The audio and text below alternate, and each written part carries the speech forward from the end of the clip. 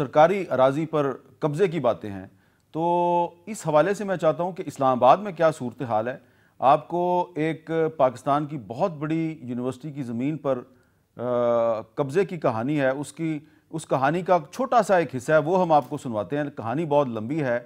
वज़ीर-ए-आज़म हाउस के पिछवाड़े में बैक यार्ड में कायद-ए-आज़म यूनिवर्सिटी वाक़ है और वहाँ पर तकरीबन 500 एकड़ ज़मीन जो है यूनिवर्सिटी की, उस पर कब्ज़ा किया जा चुका है। 500 एकड़ ज़मीन किसने कब्ज़ा किया है, किस पर इल्ज़ाम है, उनका क्या मौक़िफ़ है, ज़रा ये देखिए राशिदा शुएब की एक रिपोर्ट में।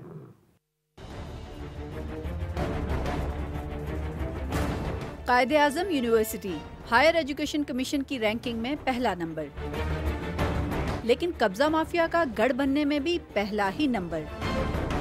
यूनिवर्सिटी की 500 एकड़ जमीन पर पंजे गाड़ कर आखिर कौन कौन खा रहा है।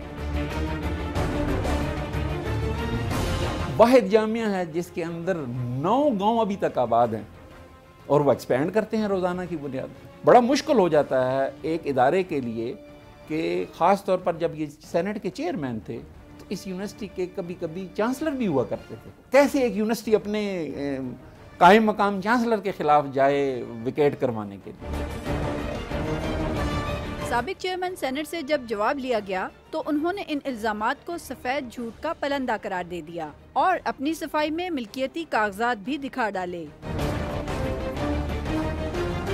मेरा कोई कंसर्न नहीं है यूनिवर्सिटी की ज़मीन से, मेरा कोई कंसर्न नहीं है CDA की ज़मीन से।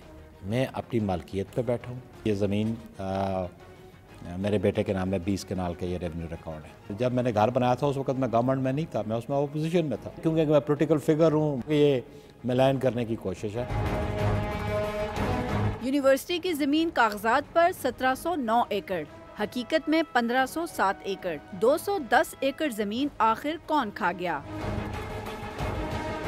इस मुअम्मे की कड़ियां सरकारी इदारे CDA से जाकर मिलती हैं, जिसने जमीन के पैसे तो पूरे वसूल किए, लेकिन गायब होने वाले 210 एकड़ कहां गोल हो गए, इस पर गोल मोल सा जवाब दे दिया। अगर कागजों में उनको पोजीशन एक मरतबा हैंड ओवर कर दी गई है और उसके बाद अगर कोई सर्वे हुआ है और कोई ज़मीन कम हुई है तो उसकी शायद अथॉरिटी जो है जिम्मेवार नहीं ठहराई जा सकती। खुद भी जब विज़िट किया तो मैंने ये नहीं देखा वहाँ पे कि कोई पासर शख्सियत जो है वहाँ पे रह रही हो। वहाँ पे तो यही लोग हैं जिनके घर बने हैं। यूनिवर्सिटी में कब्जा माफिया मामले पर मजीद बिजलियां तब गिरी जब वापटा का ग्रिड स्टेशन बना और इसके आसपास दूसरी गैर कानूनी आबादियों का जंजाल भी बन गया, जो खतरा माल ही नहीं खतरा जान भी है। अगर हुकाम की अदम तवज्जुही की यही रविश बरकरार रही तो तजावुज़ात के साथ सिक्योरिटी के मसाइल भी पेचीदा होते जाएंगे। कैमरामैन अब्दुल सलाम सोमरो के साथ राशिदा शुएब, कैपिटल टॉक, इस्लामाबाद।